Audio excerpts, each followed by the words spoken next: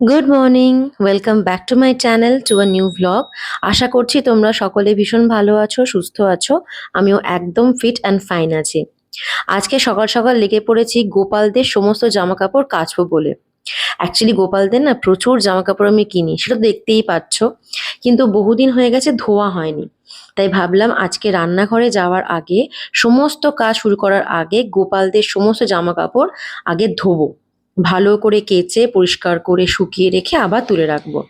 রান্নাঘরে একবার যদি ঢুকে যাই আর আমিষ ছোঁয়া হয়ে যায়, তখন আর গোপালদের জামা কাচবো না। সেজন্য ভাবলাম সকালের শুরুটা গোপালদের সমস্ত জামা কাপড় কাচাকুচি করে এগুলোকে ভালো করে শুকিয়ে তুলে রেখে তারপরে ঢুকবো রান্নাঘরে। তো সমস্ত জামা কাপড় দিয়ে দিয়েছি ওয়াশিং মেশিনে। আর যেহেতু উলের জামা কাপড়ও আছে, তো আমি মিক্সড ফ্যাব্রিকেই দিয়ে দিয়েছি।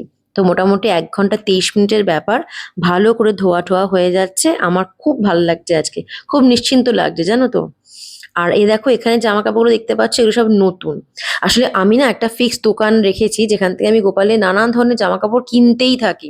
মানে মাঝে মাঝে গেলেই আমার যেটা ভাল লাগে আমি নিয়ে চলে আসি। তো দুজনের গোপালদের জন্য দেখো দুটো কতগুলো জামা রাখা আছে। সবুজটা বড়জনের জন্য আর নীলটা ছোটজনের জন্য। যদিও আমার এই প্রিন্টটা ভাল লেগেছে বলে কিনেছি, নয়তো আমি এত ছোট জামা সাধারণত গোপালদের জন্য কিনি না।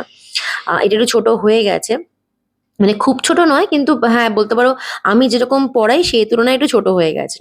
এটাও ছোট জনের জন্যই কিনেছি, সাদা দিয়ে স্কাই দিয়ে। আর এটা যেটা দেখছো, এটা একটা কটকি জামা, যা আমরা পুরী গেছিলাম, তোমার তো ব্লগগুলো দেখেইছো হয়তো।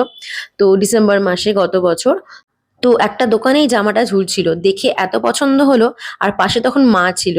মাকে বললাম, মা দেখো প্রিন্টটা কি সুন্দর লাগছে। মা বললো, তুই কেন, এটা আমি গোপালের জন্য কিনছি। তো এটা মায়ের দেওয়া। আর এই জামাগুলো কেনা আছে। আর এই জামাটা আমি মনে করতে পারছি না কে দিয়েছে।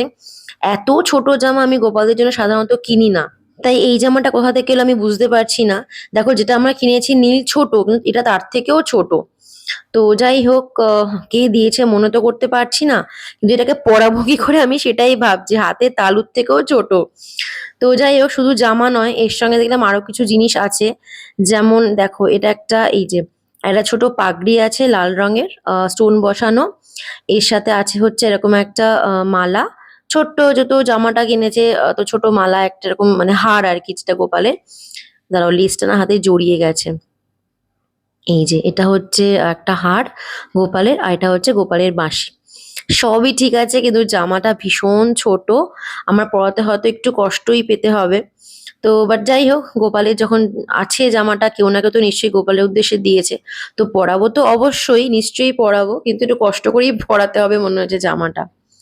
তো বাট রংটা কিন্তু খুব সুন্দর, কালার কম্বিনেশনটা খুব ভালো লেগেছে, হলুদ দিয়ে লাল দিয়ে। তো যাই হোক, এই হচ্ছে মোটামুটি সমস্ত জামা যেগুলো নতুন আছে। এই নীলটা, হলুদটা, ওপরে সবুজ, সাইডে হচ্ছে সাদা আর স্কাই, আর ওদিকে আছে কটকি জামাটা। তো এই হচ্ছে আপাতত নতুন জামার কালেকশন।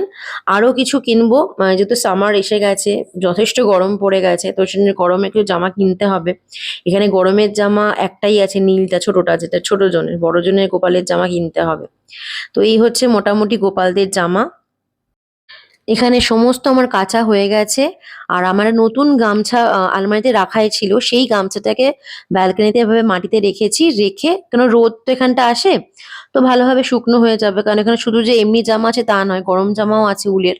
তো এই সমস্ত এখানে দিয়ে দিয়েছি, এগুলো ভালো করে শুকিয়ে গেলে যে ব্যাগটা করে আমি সমস্ত গোপালের জামা রাখি সেগুলোতে রেখে দেবো। তো এবার সোজা চলে এসেছি রান্নাঘরে। আজকে আমাদের মেনু হচ্ছে ইলিশ মাছ। রোববার ছুটির দিন, একটু স্পেশাল মেনু তো থাকেই বলো। তো মাটন যেহেতু সুমিতের স্ট্রিক্টলি বারণ, সেই জন্য মাছের উপরে আমরা পুরোপুরি মনোযোগ দিয়ে দিয়েছি। তো আজকে সুমিত নিয়েছে ইলিশ মাছ। মাছটা ভীষণ ভালো গন্ধ বেরোচ্ছে।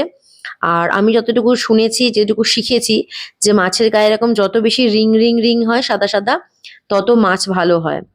তো মাছটা সেরকমই দেখতে পাচ্ছি, রিং রিং আছে। আর খুব স্পষ্ট রিং রিং গুলো। আশা করছি মাছটা খুব ভালো হবে। গন্ধ তো ভীষণ ভালো বেরিয়েছে। আমরা সিজনে বলো বা অফ সিজনেই বলো, এখনো পর্যন্ত যতগুলো ইলিশ মাছ সুমিত কিনেছে, প্রত্যেকটার থেকে প্রত্যেকটা সেরা হয়েছে। এখনো পর্যন্ত লটারিতে আমরা একটাতেও হারিনি। আমার কাছে লটারি মনে হয় ইলিশ মাছকে, আমি মজা করে লটারি বলি। কারণ কখনো মানুষ জিততেও পারে, কখনো হারতেও পারে। তো এখনো পর্যন্ত আমরা ইলিশ মাছের ক্ষেত্রে হারিনি। এবছরটা সিজনেও জিতেছি, অফ সিজনেও জিতেই চলেছি। তো এখানে মোটামুটি মাছগুলোকে ভেজে নিচ্ছি। অনেকে কাঁচা মাছে করে, আমাদের বাড়িতে যে হয় না কাঁচা মাছ সেরকমটা বলছি না, বাট আমি সাধারণত হালকা করে একটু ভেজে নিই। আমার তাতে মনে হয় যেন একটু ঠিক লাগছে। আমি একদম কাঁচাটা খেতে পারি না। বাট যাই হোক, ভাপা করলে হয়তো কাঁচাই করব।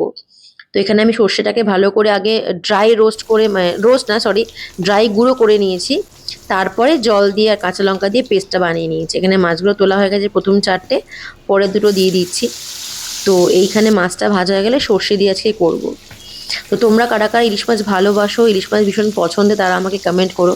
ইলিশ আর চিংড়ি একটা লড়াই তো চলতেই থাকে আমাদের। তো আমি কিন্তু দুদিকেই আছি, কারণ আমার মা হচ্ছে বাঙাল, বাবা হচ্ছে এদেশি। তো আমি চিংড়ি মাছেও আছি, আমি ইলিশ মাছেও আছি, আর দুটোই আমার ভীষণ প্রিয়। তোমরা কারা এরকম মিক্সড আছো, মানে ঘটি বাটি মিলিয়ে মিশিয়ে আছো, আমাকে বলো। আর কাদের ইলিশ মাছ বেশি পছন্দ, চিংড়ি মাছ কম, বা চিংড়ি মাছ বেশি পছন্দ, ইলিশ মাছ কম, সেটাও আমাকে বলবো কিন্তু। তো এখানে মোটামুটি ইলিশ মাছটা ফুটে গেছে গ্রেভিটা, আর কয়েকটা চেরা কাঁচা লঙ্কাও দিয়ে দিচ্ছি আমি, কারণ আমার একটু ভাল লাগে, একটু নুন আর ঝালটা যে প্রপোর্শনেট হয়, খেতে ভীষণ ভালো লাগে। তো এখানে আমি মাছগুলো এবার হয়ে গেছে, ফুটে গেছে বলে মাছগুলো দিয়ে দিচ্ছি। মাছগুলো দিয়ে খুব বেশি ফোটাবো না।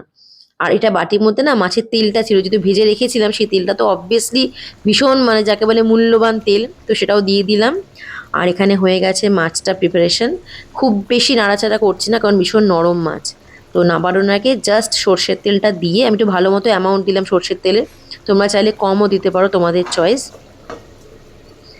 এবারে ঢাকা দিয়ে দিয়েছি। আর এই হচ্ছে ইলিশ মাছের সর্ষে দিয়ে ফাইনাল লুক। সত্যি বলছি, বিশ্বাস করো, ইলিশ মাছটা ভীষণ ভালো, ভীষণ ভালো। আর তোমাদের সামনে সুন্দর করে সার্ভ করবো বলে আমি একটা কাঁচের জায়গাও নিয়েছি, যাতে দেখতে ভালো লাগে। আর দুটো পিস এখানে আমি তুলেছি।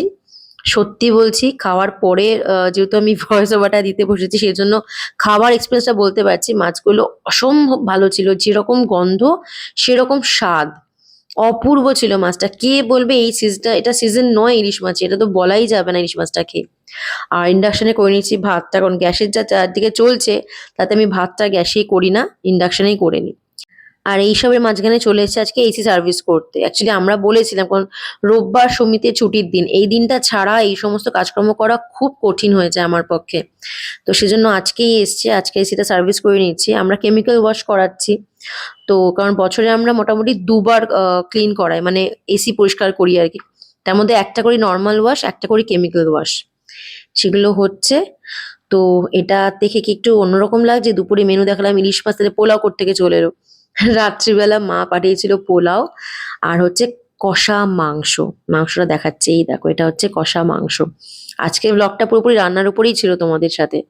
তো এই হচ্ছে মায়ের দেওয়া মেনু আজকে। অসাধারণ, অসাধারণ খেতে হয়েছিল, যেরকম বাসন্তী পোলাও ঠিক সেই রকম কষা মাংসটা। তো আজকের আমাদের ব্লগটা এই পর্যন্তই থাকলো, খাওয়া দাওয়া নিয়েই রইলো। তোমাদের কিরকম লাগলো তোমরা জানাবে, আর তোমরা কি খেতে ভালোবাসো সেটা আমার সাথে শেয়ার করো।